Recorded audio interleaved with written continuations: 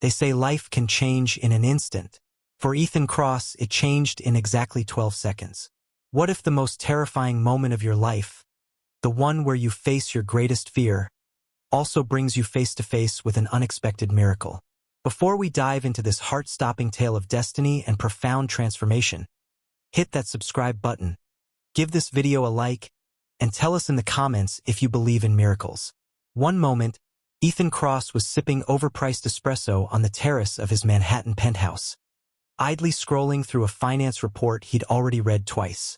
The next, his world tilted, spun, shattered into a million pieces.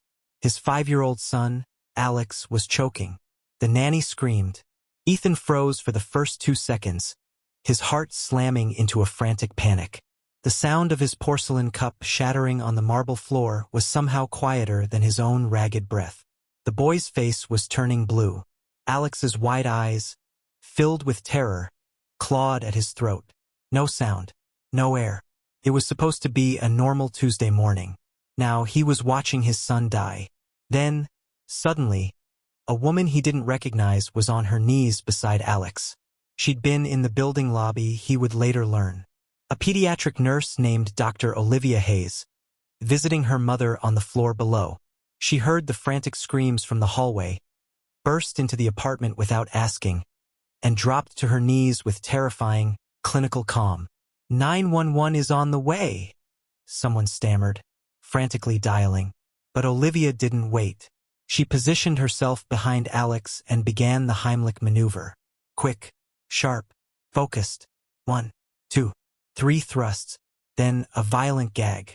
A small, colorful piece of candy hit the polished floor. Alex gasped, cried, breathed. The air rushed back into Ethan's own lungs. 2. A gasping, ragged relief. The room erupted.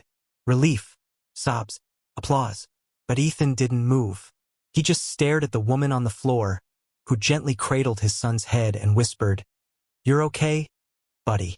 You're safe. You're okay." In that moment, she wasn't just a stranger. She was a miracle. Olivia didn't wait for thanks. When the paramedics arrived and Alex was declared stable, she calmly gave her name and credentials, scribbled a few concise notes for the ER team, and stood to leave. Ethan, finally shaking off his shock, stepped in her way. "Wait." She turned, her expression tired, but polite. "Yes, Mr. Cross? How do you know who I am?" he asked, startled. She gave a soft, knowing smile. "You own the building. You're constantly on the news. You donated $1 million to Sloan Pediatrics last year." He blinked, surprised by her detailed knowledge. She added, "Good cause. Poor follow-through." His brows rose in a sharp arch. "You didn't visit the wing. You didn't meet the kids. You just signed the check and left." His jaw tensed. "And how do you know that?" "I work there." Olivia turned to go, a quiet resolve in her posture. He stepped forward again, blocking her path. "Let me thank you properly." "You already did." "No," he insisted, his voice raw with a sincerity that surprised even himself. "I mean it. Dinner. Anything." She paused, then truly looked at him. Ethan Cross, CEO of Cross Global, Forbes cover darling, widowed, emotionally unavailable billionaire with a sharp jaw and an even sharper tongue. "I'm not a story you can turn into a headline," she said, her voice even. "I'm not asking for a story," he replied, his gaze unwavering. Their eyes held for a beat too long, a silent acknowledgement of something more, something undefined. Then she left, leaving him alone in the quiet apartment, the echo of her words lingering in the air. What do you think of Olivia's blunt honesty? And what is the true meaning behind Ethan's sudden desire to properly thank her? Share your thoughts in the comments below. If this intriguing encounter has captivated you, don't forget to like this video and subscribe to our channel for the next part of this extraordinary story. The next day, Ethan found her. He'd had his team track down where she worked. City Central Hospital, Pediatric Trauma Unit. He showed up with a sprawling bouquet that cost more than a month's rent in most parts of the city and stood awkwardly in the sterile hallway, waiting for her shift to end. She looked at the flowers, then at him, a dry amusement in her eyes. That's a ridiculous number of roses. They said it was romantic, Ethan admitted, a faint blush rising to his neck. We're not dating. Yet, Ethan countered, a rare, playful glint in his gaze. She shook her head, a small smile playing on her lips, but she didn't walk away. Started slow. Lunch in the bustling hospital cafeteria. Coffee before her shifts. Shared in the quiet dawn of the city. Text messages exchanged between high-stakes meetings and late-night hospital rounds, not overtly flirty yet, but filled with a growing, undeniable meaning. She challenged him, relentlessly calling him out when he dodged emotion, when he retreated behind his corporate facade. And somehow she made him laugh genuinely, openly, in a way no one else could. Alex, his 5-year-old son, adored her. He asked for her by name, drew countless pictures of her with imaginary sparkles in her hair, always beaming. Olivia wasn't impressed by his money. She didn't care about his vast reputation. And maybe, just maybe, that's precisely why Ethan found himself utterly unable to stay away. What profound impact do you think Olivia's presence is having on Ethan and Alex? And what does it truly mean to find happiness after profound loss? Share your insights in the comments below. If this story of an unexpected connection is touching your heart, don't forget to like this video and subscribe to our channel for the next part of their extraordinary journey. One night, after Alex was finally asleep, Olivia came over. Not for dinner, not for a date, just to talk. Ethan poured them both wine, the amber liquid swirling in their glasses. They sat on the balcony of his penthouse, the city breathing around them, its million lights a distant, glittering carpet. "Why do you always act like you're fine when you're clearly not?" she asked, her voice soft but direct, cutting through the silence. He looked at her, truly seeing her. "My wife, Grace, died 5 years ago," he said, the words heavy with unspoken grief. "And I still don't know how to grieve without feeling like I'm betraying her memory." Olivia's expression softened, a shared understanding in her eyes. "I know what it's like to lose someone too soon." "Who did you lose?" he asked, surprised. She hesitated, her gaze distant for a moment. "My brother, Benjamin. Cancer. He was 9. A profound silence settled between them, a quiet testament to shared loss. "Is that why you became a pediatric nurse?" he asked, the connection dawning on him. "It's why I learned to breathe again." Later that night, as she stood to leave, a fragile hope in his voice, he asked, "Stay?" She turned, her eyes questioning. "Why?"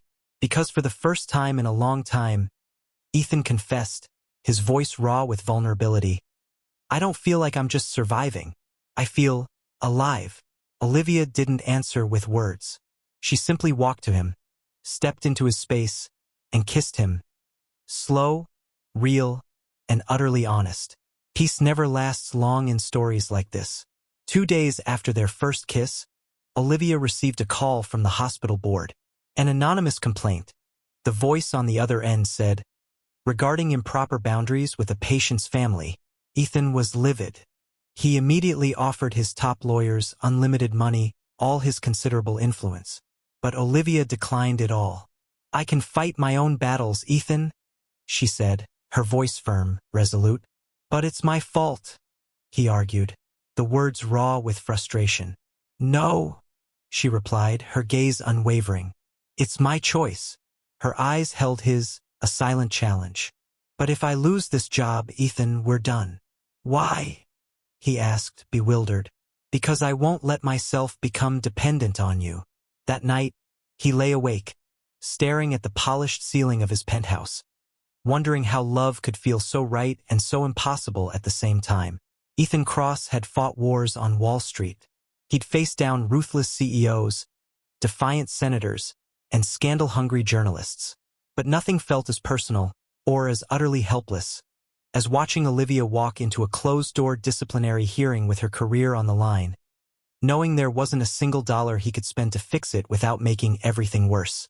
He waited outside the boardroom for over an hour, pacing the hushed hallway, the silence pressing in on him. When she finally emerged, her face was unreadable, a mask of quiet resolve. Well? He asked, his stomach tightening with dread. They're suspending me, she said, her voice flat, devoid of emotion. Without pay, pending further review. On what grounds?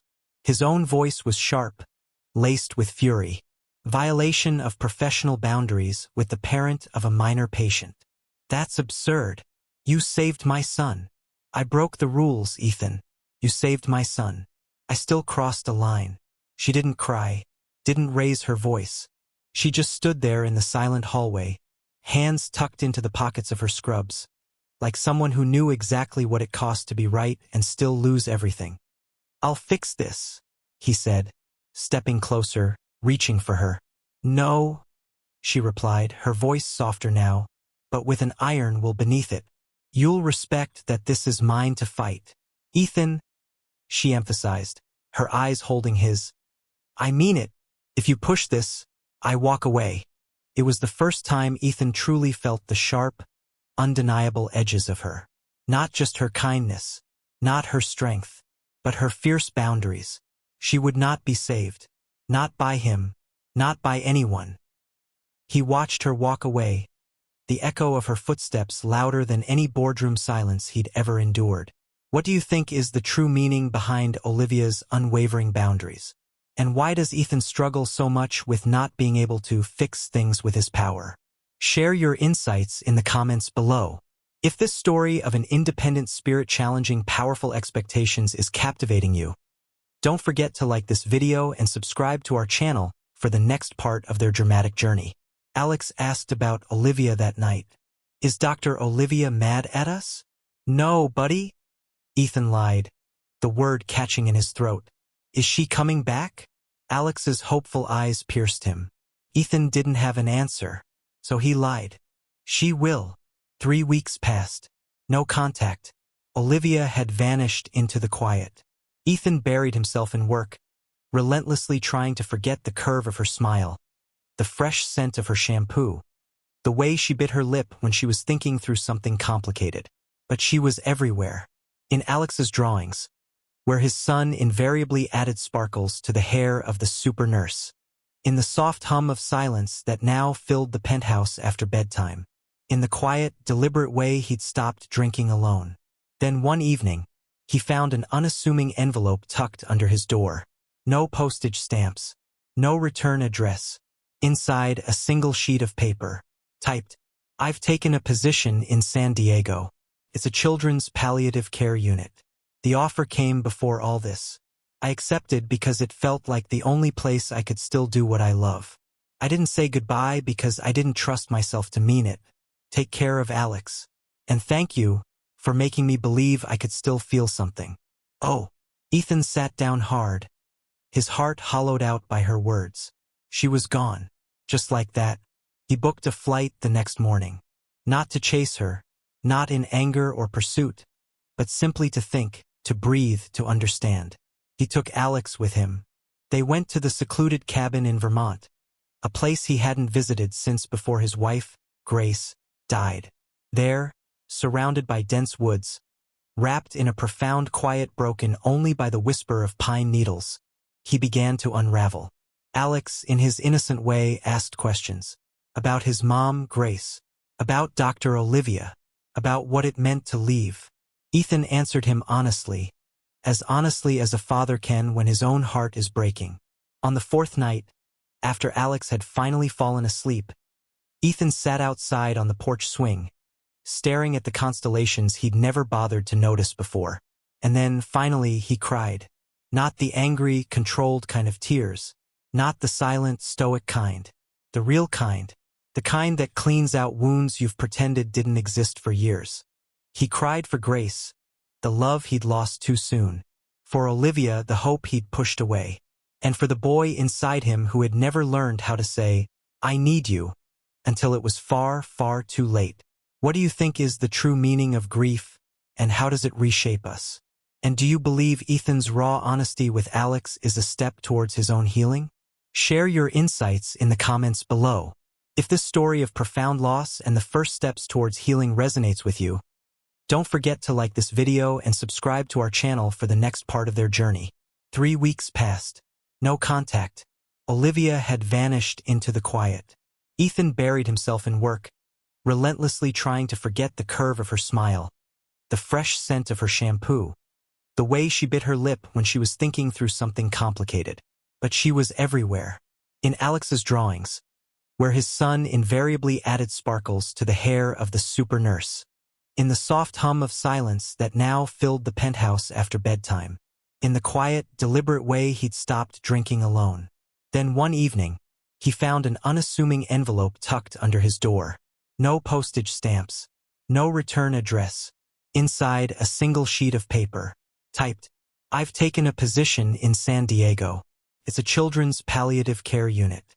The offer came before all this. I accepted because it felt like the only place I could still do what I love. I didn't say goodbye because I didn't trust myself to mean it. Take care of Alex. And thank you for making me believe I could still feel something." Oh, Ethan sat down hard, his heart hollowed out by her words. She was gone. Just like that. He booked a flight the next morning. Not to chase her, not in anger or pursuit, but simply to think, to breathe, to understand. He took Alex with him. They went to the secluded cabin in Vermont, a place he hadn't visited since before his wife, Grace, died. There, surrounded by dense woods, wrapped in a profound quiet broken only by the whisper of pine needles, he began to unravel. Alex, in his innocent way, asked questions. About his mom, Grace. About Dr. Olivia. About what it meant to leave. Ethan answered him honestly as a father can when his own heart is breaking. On the fourth night, after Alex had finally fallen asleep, Ethan sat outside on the porch swing, staring at the constellations he'd never bothered to notice before. And then, finally, he cried. Not the angry, controlled kind of tears. Not the silent, stoic kind. The real kind. The kind that cleans out wounds you've pretended didn't exist for years. He cried for Grace, the love he'd lost too soon. For Olivia, the hope he'd pushed away. And for the boy inside him who had never learned how to say, "I need you," until it was far, far too late. What do you think is the true meaning of grief, and how does it reshape us? And do you believe Ethan's raw honesty with Alex is a step towards his own healing? Share your insights in the comments below. If this story of profound loss and the first steps towards healing resonates with you, don't forget to like this video and subscribe to our channel for the next part of their journey. Back in the city, Olivia settled into her new life. The San Diego palliative care unit was smaller, quieter, less chaotic than the trauma unit. More heartbreak, certainly, but it felt honest, raw, and true. She missed Alex most of all. She dreamed of him sometimes. His little arms around her neck, the way he used to call her, Super Olivia. She missed Ethan too. Not the billionaire. Not the headlines. Just the man who brought her coffee at sunrise and looked at her like she was the first honest thing he'd seen in a decade. Then one afternoon, walking past a small bookstore near the hospital, she stopped dead. Taped to the front window was a child's drawing. It was Alex's. She knew the art style instantly. The crooked trees, the whimsical rocket ship, the bright, uninhibited colors. And beneath it, in shaky block letters, "For Olivia, come home." Her chest cracked open. A wave of emotion so powerful it stole her breath. She stepped inside, heart racing, scanning every face. He wasn't there. Not Alex. Not Ethan. But behind the counter, the clerk smiled knowingly. "You're Olivia?" She nodded, barely holding herself together. The clerk handed her an envelope. Inside, a single handwritten letter. "You told me not to chase you," it began, in Ethan's familiar, elegant script. "So I didn't. But I needed you to know.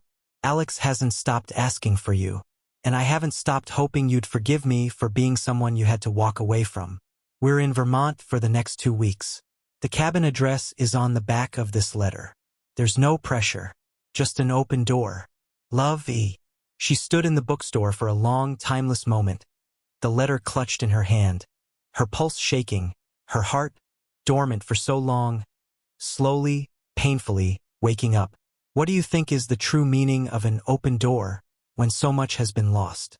And how will Olivia overcome her fear to step through it? Share your insights in the comments below.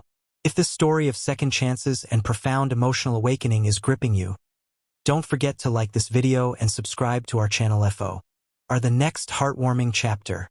Olivia didn't decide right away.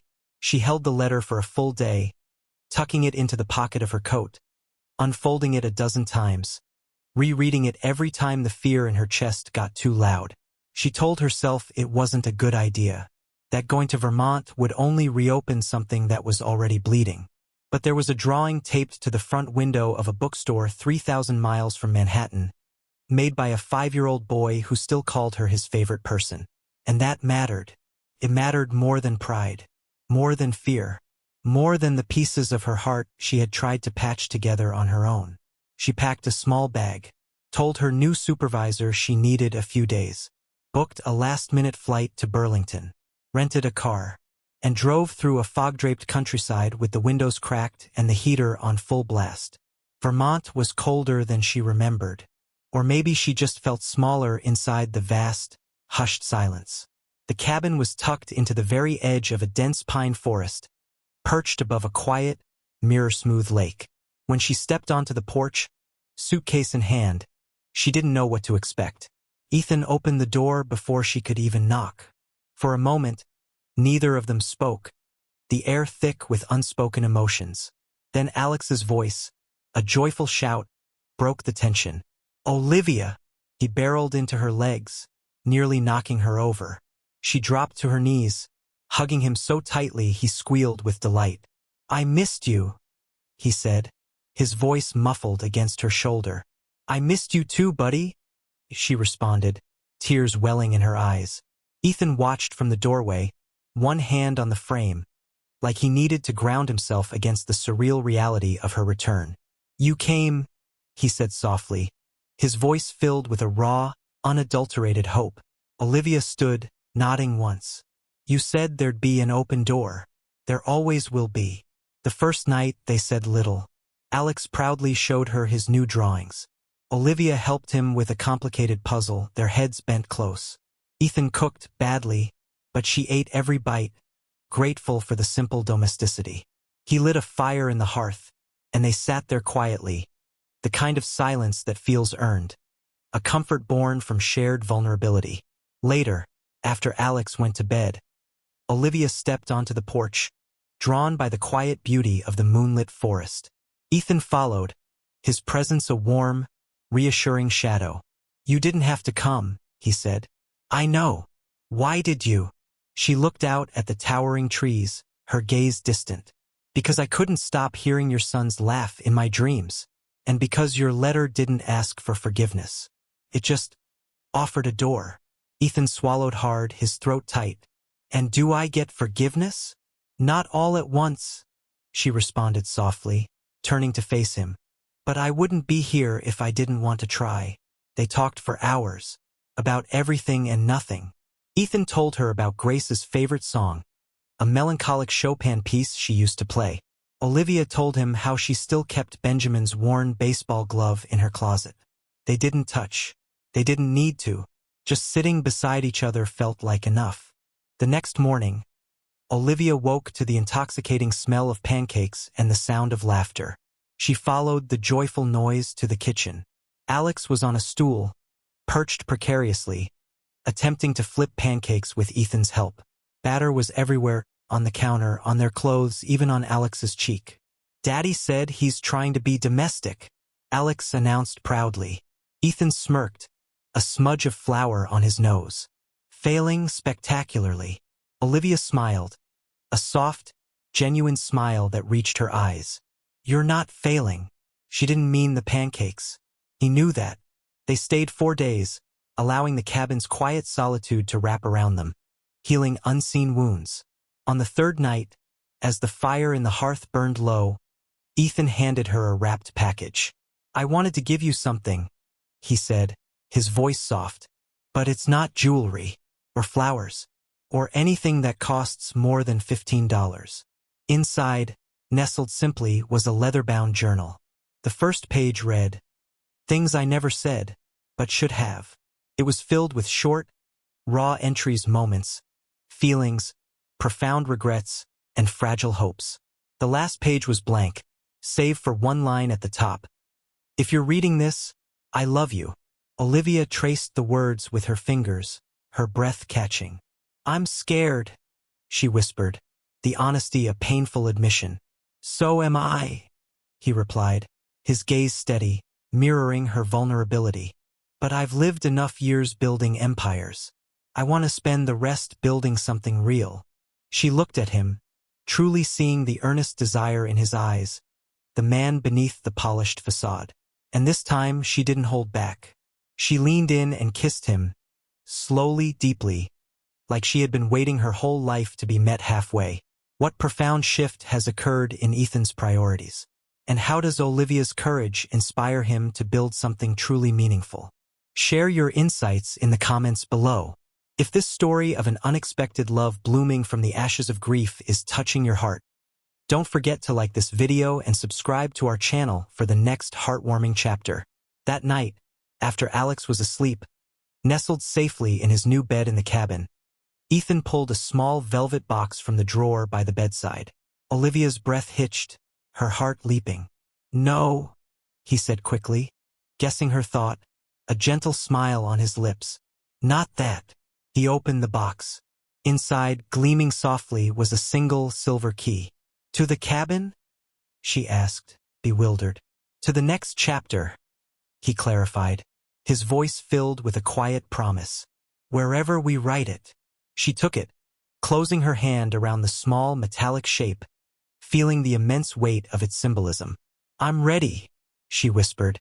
They didn't rush back to Manhattan. They let the forest hold them a little longer. Let the quiet stretch until it transformed into a profound, healing peace. They read stories by the crackling fire, cooked badly and laughed loudly, their joy echoing through the wooden beams. They fell in love, not like a sudden violent crash, but like a sunrise, slow, certain, undeniable, warming them from the inside out. They returned to Manhattan in early spring, the city shedding its winter skin beneath a veil of early blooms and golden light. Olivia moved into Ethan's penthouse, not because he asked, but because one evening she brought over a small bag and simply never took it back. Her scrubs began appearing in his laundry, her favorite mug claimed a spot beside his on the kitchen shelf, and Alex, his 5-year-old son, began referring to her room as Mom's room, without hesitation or instruction. The word terrified Olivia, that weight, that profound expectation. But it warmed her too because he meant it genuinely, naturally. And Ethan never corrected him. He just smiled, a quiet, reverent expression, like he couldn't believe this precious second chance had miraculously landed in his lap. Olivia started working again, part-time, at a non-profit children's clinic downtown. It wasn't the high-stakes pediatric trauma unit she'd left behind, but it felt good, felt clean, felt impactful. And, most importantly, it was entirely hers. She made her own rules this time, drew her own lines. Her identity no longer hung on a hospital badge or defined by sacrifice.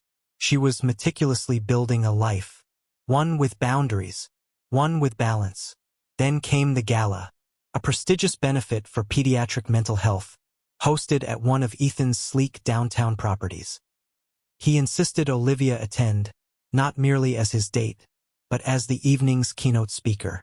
They asked for someone who's lived it on both sides, he said, his eyes earnest. And you're the only person I trust with that kind of truth. Olivia hesitated. Public speaking wasn't her thing. Spotlights weren't her thing. Standing in front of a ballroom full of powerful billionaires, cunning politicians, and perfectly polished, impossibly elegant women? Definitely not her thing. But she said yes anyway, because growth, she knew, often comes wrapped in discomfort. That night, she wore a navy satin gown, and a borrowed courage that shimmered like the fabric. Ethan watched her from across the vast, glittering room like he was seeing something truly sacred, his gaze unwavering, filled with profound reverence. What do you think is the true power of sharing one's authentic story, especially after profound struggle? And how will Olivia's vulnerability resonate with such a powerful audience?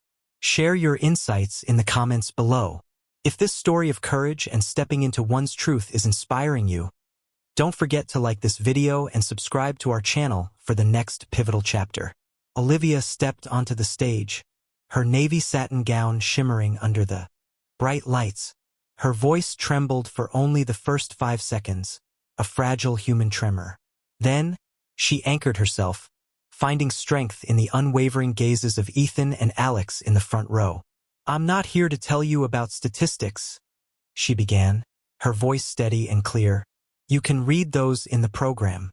I'm here to talk about the moments between the emergencies, the quiet heartbreaks, the impossible choices, the children who survive, the ones who don't, and the people who carry them anyway." A profound silence fell over the room, held like a collective breath. "I've been in trauma rooms. I've held hands during chemo. I've walked out of hospital rooms knowing the next time I walked in, there wouldn't be a child in the bed anymore." Olivia looked directly at the powerful, polished faces in the crowd. "But I've also seen miracles. I've seen healing. And I've seen what love can do when it walks in during the worst moment and stays." Her eyes flicked to Ethan, a silent, powerful acknowledgement passing between them. Healing doesn't always come in hospitals. Sometimes it comes in people. The room erupted when she finished, a wave of applause and emotional release. Ethan was the first to stand, his face radiant with pride. And afterward, when she stepped off stage, shaking and breathless from the raw emotion she had just poured out, he pulled her close and whispered, "I've never been more proud of anyone in my life." But the next morning, everything changed. A news outlet ran a venomous headline: "Billionaire's girlfriend accused of unprofessional conduct in pediatric unit." Someone had anonymously leaked the original complaint. The suspension, the board hearing, details were twisted, facts distorted. Anonymous quotes from hospital insiders claimed favoritism, manipulation, and blurred ethical lines.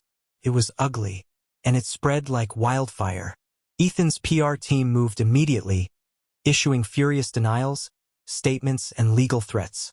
But the damage was done.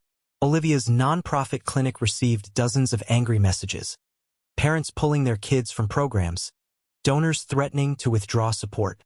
She was publicly called a fraud, a gold digger. Just another headline. What do you think is the most painful accusation Olivia faced, and why? And how will she fight back against such public slander? Share your thoughts in the comments below. If this story of resilience against injustice is gripping you, don't forget to like this video and subscribe to our channel for the next powerful revelation. Ethan wanted to burn everything down. His rage was monumental. But Olivia wouldn't let him. "I fought to be someone I could be proud of," she said, her voice quiet but firm. "I won't lose that now just because people are louder than the truth." "I can protect you," Ethan insisted, his fists clenched. "I'm not asking for protection," she replied, meeting his gaze. "I'm asking you to believe me." He did. Of course he did. But this wasn't about belief. It was about power. And Olivia was done letting hers be taken. She held a press conference. Alone. She stood before the cameras in a simple gray blazer. No makeup, no handlers, just her. "I'm not perfect," she said, her voice unwavering. "But I'm honest. I've spent my life walking into rooms people run from. I've lost patience. I've made mistakes. But I've never, not once, exploited a child for personal gain. And I certainly didn't fall in love with a man because of his bank account." She paused, her eyes scanning the faces of the journalists, holding their gaze. "I fell in love with him because he made me feel like I was more than what I'd survived." The room was silent, utterly hushed. Then someone asked, "Do you regret the relationship?" Olivia looked straight into the camera, her integrity shining through. "No," she said, "because he and his son reminded me that love can be real, even after the worst happens. And I'll never apologize for that." By nightfall, the tide had turned. The vicious story shifted. A deluge of support flooded in: letters, donations, heartfelt apologies. The clinic swiftly reinstated her full-time. The hospital board issued a public apology. The people who mattered knew the truth. That night, as the city lights twinkled beneath them, Ethan took Olivia's hand, drawing her onto the rooftop of their building. You didn't just save Alex, he said, his voice raw with emotion. You saved me too. He dropped to one knee, a simple, heartfelt gesture. No velvet box, no meticulously prepared speech. Just a small gold ring, held between two fingers, shining softly in the dim light. Marry me, Olivia Hayes. Olivia's breath caught, a choked laugh escaping her lips, tears streaming down her face. Say that again, she whispered, her voice barely audible. Just once, so I know it's real. Marry me, he repeated, his voice unwavering, filled with absolute certainty. She nodded, a single joyful tear tracing a path down her cheek. Yeah, I will. Yes. Ethan let out a breath he hadn't realized he was holding, slipping the ring onto her finger before pulling her into the deepest, most heartfelt kiss of his life. And in that moment, as his lips met hers, Ethan knew. He had finally found something worth more than all the money in the world. Their wedding 1 year later was a dream, not because of a grand venue or extravagant details, but because it was real. When Olivia walked down the aisle, her eyes locked on his, Ethan knew he had never been more certain of anything in his life. But beyond the wedding, what mattered most was what they built together. With Olivia's fierce passion and Ethan's immense resources, they launched the Hayes Cross Initiative, a program dedicated to helping young women build their careers in business, providing them with the mentorship and opportunities that Olivia had once fought so hard to earn on her own. Their days were filled with profound purpose. Their nights were filled with laughter, quiet conversations, and a love that grew deeper with every shared breath. And every morning, when Ethan woke up next to the woman who had utterly changed his life, he knew. He had finally found something money could never buy: happiness, unwavering love, and a future worth everything. They spent their honeymoon in Italy. Alex came too, of course. It wasn't a conventional start to a marriage, but then, neither of them had lived conventional lives. They walked along cobbled streets in Florence, shared gooey gelato in Venice, and danced barefoot under the stars in the gardens of a small villa overlooking the coast. Olivia laughed more in those 2 weeks than she had in the last decade, her joy a symphony Ethan silently memorized. And at night, with Alex asleep in the next room, they whispered promises to each other beneath soft sheets and open windows. Not perfect, but real. Always real. This is the final part of your story. Then came the call. Late one afternoon, back in Manhattan, as the city groaned beneath the oppressive summer heat, Olivia stepped into her clinic for a regular shift and was met by her director. There's something you should see, the woman said, handing her an unmarked envelope. Inside, a printed article draft. Unpublished. The title screamed, "The Nurse, the Billionaire, and the Other Son." Olivia's heart stopped. The article claimed Ethan had a second child. A son born of an affair during his marriage to Grace, now living abroad. The piece insinuated Olivia had agreed to marry him only after discovering this information, as part of a quiet arrangement to keep the story from going public. It was a lie, a cruel, precise one, but it felt deeply personal, because someone had gone digging. Too deep, too close. That night, Olivia asked him, "Ethan, is there something I don't know?" He stared at her, stunned. "No," he said slowly. "There's no other child, no hidden life. I swear to you." Her voice was quiet. "Then why does this feel so specific?" He sat down, then exhaled something heavy, a truth held captive for years. "There was someone, before you, after Grace died. It wasn't serious, but she told me she was pregnant a few weeks before she disappeared. I hired a private investigator. She'd left the country. I never confirmed anything." He looked up, his eyes raw. "I haven't told anyone, not even my lawyers, because I didn't want to chase ghosts." Olivia stood still. "Ethan, if there's even a chance." "I know." Silence filled the room. Then she asked, quietly, "What would you do if it were true?" He didn't hesitate. "I'd find him. I'd bring him home." The story leaked within days. Not the full, drafted article, but a headline, a whisper, a grainy photograph of Ethan exiting a building he hadn't entered in years. The media ran with it. Cross scandal buried by marriage? Olivia kept her head down. She went to work. She loved Alex. But she felt the shift. On the street, in the grocery store, even at the clinic, where some parents looked at her like they weren't sure whether to admire or judge her. Ethan stayed silent publicly, fiercely protecting Olivia. Privately, he searched. Within a week, he had a name, Leo, 6 years old, living in Marseille, France, with a woman who'd changed her name and refused contact with anyone from her past. And a DNA test confirmed it. He was Ethan's son. Olivia read the report in silence, then looked at Ethan. "So what now?" "I go get him." She nodded. "I'm coming with you." Marseille was warm and quiet. The streets buzzed with summer markets and music. But Olivia could see the tension in Ethan's shoulders as they stood outside the small yellow house on the hillside. The door opened slowly. The woman who stood there was thinner than the photo, tired in the eyes, guarded. And behind her, a boy, dark curls, big serious eyes. He looked like Alex. Ethan stepped forward. "I'm not here to fight you. I just want to meet him." The woman studied him, then, after a long moment, stepped aside. And for the first time, Ethan knelt before the boy and said, "Hi, Leo. I think I might be your dad." Leo said nothing, but he didn't run. And that was enough for a start.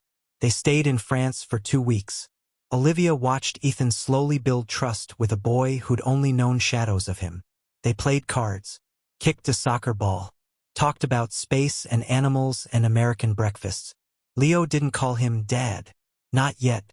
But when they said goodbye at the airport, the boy ran after Ethan and hugged him tight. "Will I see you again?" he asked. Ethan knelt. "I promise." Back in Manhattan, Olivia tucked Alex into bed. He looked up at her with sleepy eyes. "Do I still get to keep you forever?" he asked, his voice small. Olivia kissed his forehead. "Always." But that night, as she lay beside Ethan, he whispered something into the dark. "Do you ever think this is too much for you?" Olivia turned to face him, her heart overflowing. "No," she said. "I think life finally stopped taking and started giving." He reached for her hand beneath the covers. "And I think we're just getting started." 6 months later, the Manhattan townhouse felt different. Louder, warmer, lived in. Leo was moving in. It had taken time, months of paperwork, therapy, meetings with lawyers and mediators. But Ethan had been patient, gentle, present, and Leo had responded.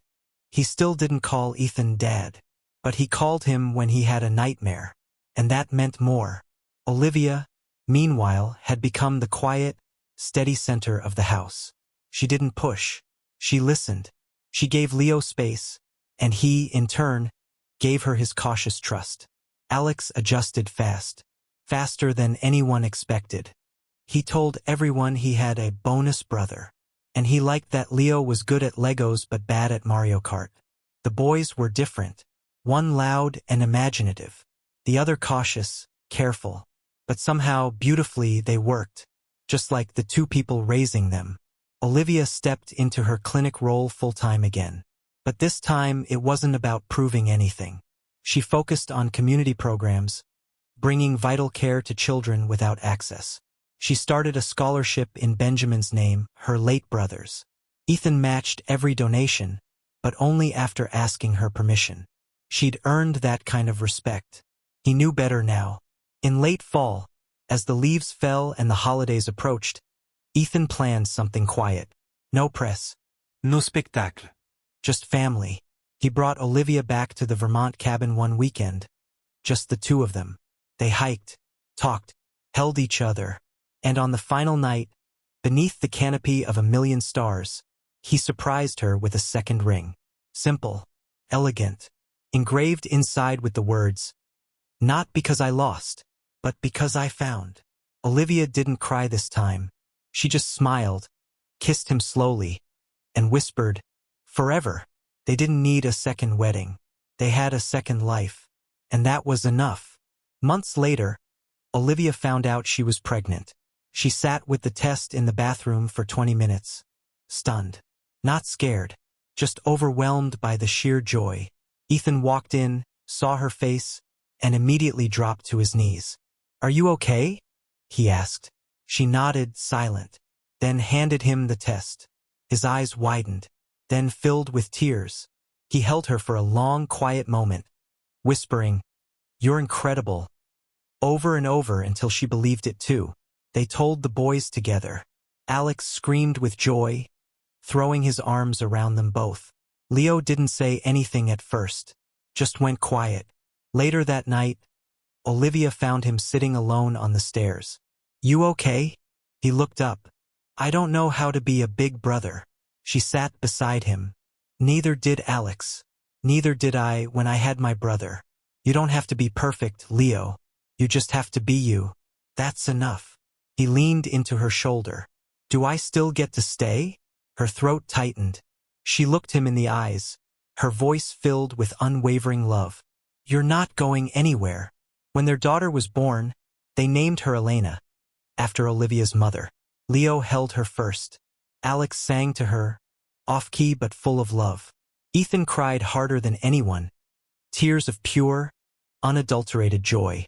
And Olivia, she just watched the life she never imagined unfold around her, piece by piece, like the final, perfect snap of a complex puzzle.